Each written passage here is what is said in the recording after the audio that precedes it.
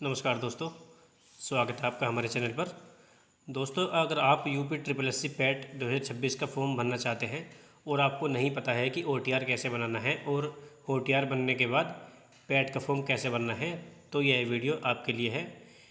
इस वीडियो में हम OTR रजिस्ट्रेशन से लेकर पैट का पूरा ऑनलाइन फॉर्म फिल करने तक की प्रक्रिया आपको स्टेप बाय स्टेप दिखाएंगे। साथ ही कौन कौन सी जानकारी बननी है, फ़ोटो सिग्नेचर कैसे लगाने हैं, फ़ीस का भुगतान कैसे करना है और फाइनल सबमिट के बाद फॉर्म का प्रिंट कैसे निकालना है, यह सब आपको इस वीडियो में देखने को मिलेगा। तो अगर आप पैट का फॉर्म खुद अपने मोबाइल या कंप्यूटर से भरना चाहते हैं तो यह वीडियो पूरा ज़रूर देखें। तो चलिए दोस्तों, सबसे पहले फॉर्म भरने के लिए आपको किसी भी ब्राउज़र में आ जाना है और वहाँ पर सर्च कर लेना है sarkariresult.com। सरकारी रिजल्ट देखने के बाद दोस्तों सर्च वाले बटन पर क्लिक करना है। जैसे ही क्लिक करेंगे दोस्तों, फर्स्ट वाली वेबसाइट पे ही ओपन कर लेना है। जैसे ही ओपन करेंगे दोस्तों, आपके सामने एक नया पेज ओपन होकर के आता है। इसमें आपको दोस्तों देखने को मिल रहा होगा UP triple S C PET online form. इसमें आपको यहाँ पर क्लिक कर लेना है, अप्लाई ऑनलाइन पर क्लिक कर लेना है। जैसे ही इस पर क्लिक करेंगे दोस्तों, आपके सामने एक नया पेज ओपन होकर के आता है। इसमें आपको स्क्रॉल डाउन करना है और आप यहाँ पर अप्लाई ऑनलाइन वाले बटन पर क्लिक कर देना है। इसमें कैंडिडेट रजिस्ट्रेशन वाले बटन पर क्लिक कर लेना है और आप इस वाले पेज पर ओपन होकर के आ जाते हैं। दोस्तों, अगर आपके OTR रजिस्ट्रेशन हुआ है तो यहाँ से मोबाइल नंबर डालकर लॉगिन कर लेना है। नहीं हुआ है तो थोड़ा स्क्रॉल डाउन करने के बाद न्यू वन टाइम रजिस्ट्रेशन वाला ऑप्शन शो हो रहा होगा दोस्तों, इस पर सिंपली क्लिक कर लेना है।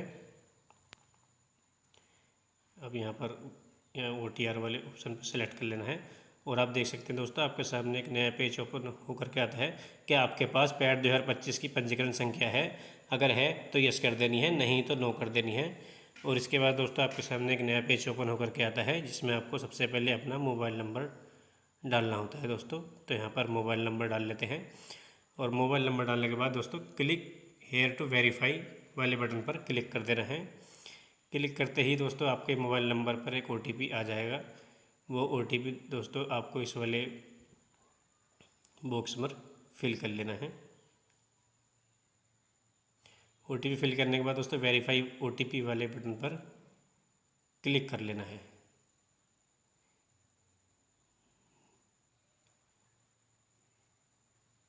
जैसे ही इस पर क्लिक करेंगे दोस्तों, आप देख सकते हैं मोबाइल नंबर वेरीफाइड सक्सेसफुली हो गया है। इसके बाद दोस्तों यहाँ पर अपनी जो है ईमेल ID डाल लेनी है। तो सबसे पहले यहाँ पर दोस्तों ईमेल ID यहाँ पर डाल लेते हैं। ईमेल ID डालने के बाद दोस्तों ईमेल ID डाल लेते हैं। ईमेल ID डालने के बाद थोड़ा सा स्क्रॉल डाउन करना है।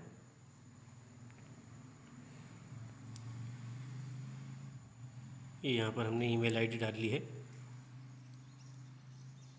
इसके बाद थोड़ा नीचे स्क्रॉल डाउन करना है और आप देख सकते हैं दोस्तों यहाँ पर कैंडिडेट नेम और confirm candidate name, date of birth, gender, father name, mother name, domicile of state और होम डिस्ट्रिक्ट कैटेगरी, ये चीज़ें यहाँ पर फिल कर लेनी है दोस्तों। तो सबसे पहले दोस्तों हम यहाँ पर कैंडिडेट का नाम फिल कर लेते हैं।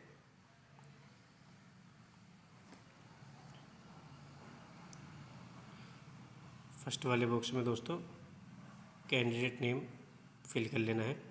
इसके बाद कंफर्म कैंडिडेट नेम और उसके बाद दोस्तों डेट ऑफ बर्थ जो हाई स्कूल की मार्कशीट के अकॉर्डिंग है दोस्तों, वो चीज़ें यहाँ पर फिल कर लेनी है। चाहे वो नाम हो, मदर नेम हो, फादर नेम हो, डेट ऑफ बर्थ हो, जो भी हो वो हाई स्कूल की मार्कशीट के अकॉर्डिंग यहाँ पर फिल कर लेनी है। ये सभी चीज़ें दोस्तों यहाँ पर फिल कर लेते हैं और फिल करने के बाद दोस्तों थोड़ा स्क्रॉल डाउन करना है और आप देख सकते हैं दोस्तों हाई स्कूल की यहाँ पर डिटेल मांग रहा है। ये हाई स्कूल कब पास की थी, रोल नंबर क्या है, परसेंटेज कितनी बनी थी, कितने मार्क्स मिले थे, टोटल मार्क्स कितने थे, ये चीज़ें दोस्तों यहाँ पर फिल कर लेनी है।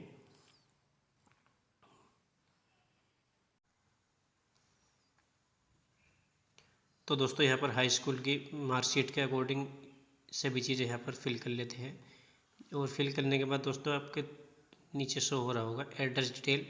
इसमें आपको सबसे पहले केयरिंग ऑफ में दोस्तों नाम, फादर नेम या मदर नेम जो भी हो वो यहाँ पर फिल कर लेना है। उसके बाद दोस्तों नीचे house number, street number, post office, जो हमारा पोस्ट ऑफिस होता है वो यहाँ पर फिल कर लेना है। लोकेलिटी, कस्बा, विलेज, सिटी में दोस्तों अगर विलेज से हैं तो विलेज, और सिटी से है तो अपने शहर का नाम यहाँ पर डाल देना है। और दोस्तों डिस्ट्रिक्ट नेम और पिन कोड यहाँ पर डाल लेना है। और अगर दोस्तों परमानेंट एड्रेस और ये दोनों चीज़ें सेम है तो यहाँ पर टिक कर लेना है। उसके बाद दोस्तों यहाँ पर पैन, ड्राइविंग लाइसेंस या वोटर आईडी में से कोई सा एक ऑप्शन सेलेक्ट कर लेना है। हमारे केस में दोस्तों हम पैन कार्ड है तो हम पैन कार्ड सेलेक्ट करके यहाँ पर पैन कार्ड का नंबर डाल लेते हैं।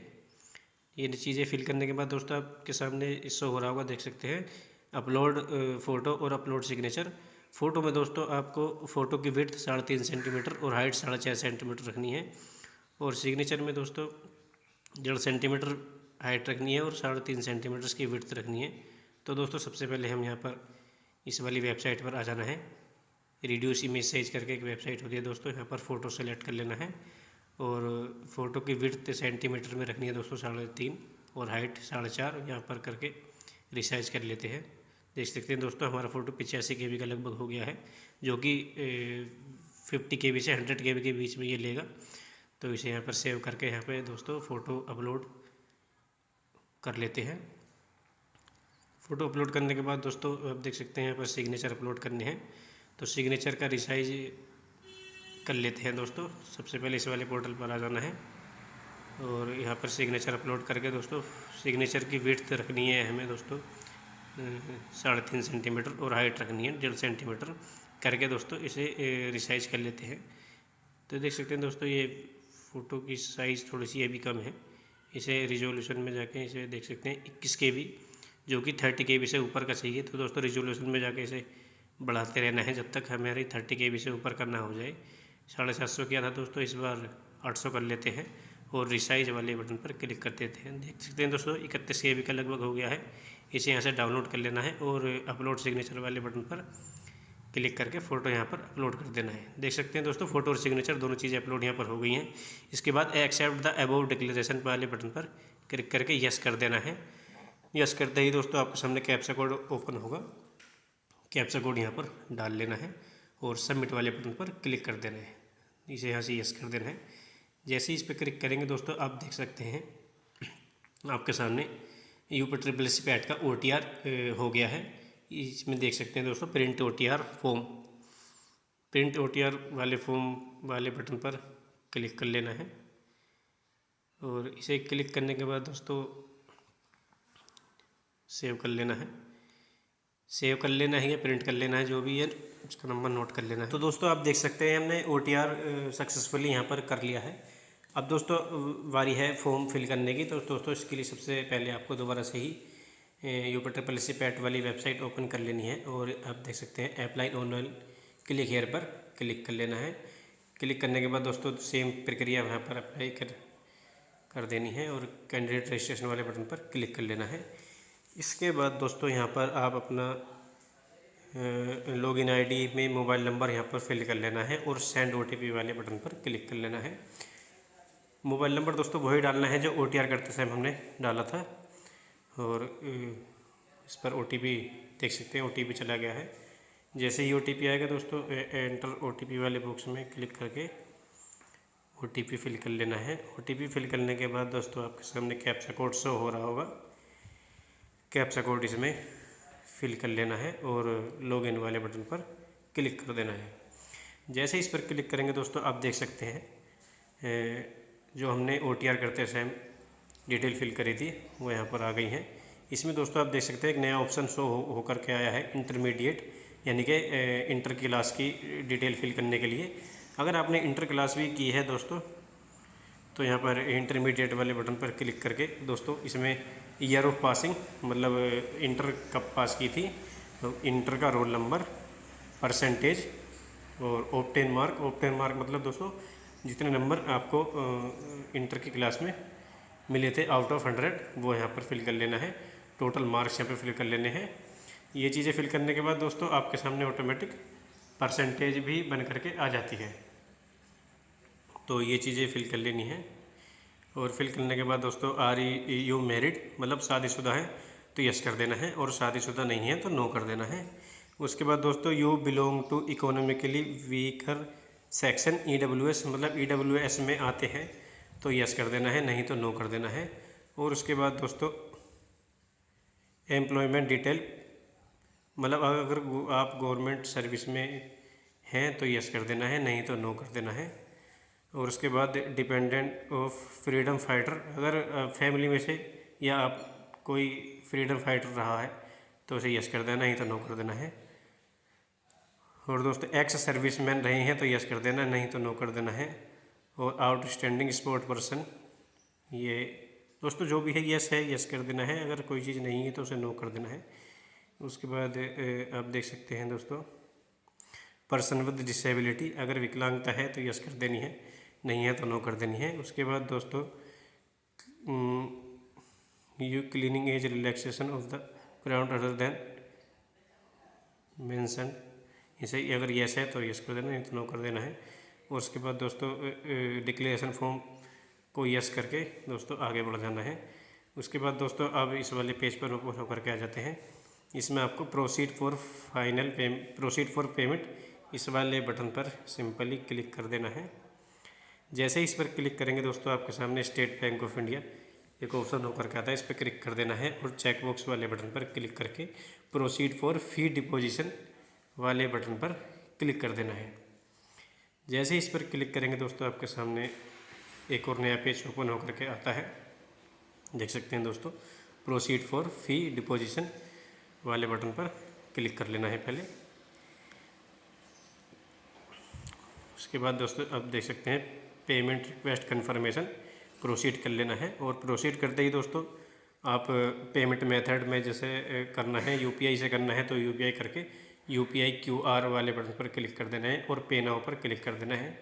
जैसे इस पर क्लिक करेंगे दोस्तों आपके सामने एक QR कोड ओपन होकर के आ जाता है, जिसमें आपको दोस्तों पैड रजिस्ट्रेशन के लिए 185 रुपये, अगर जनरली OBC है तो 185 रुपये फीस जमा करनी है।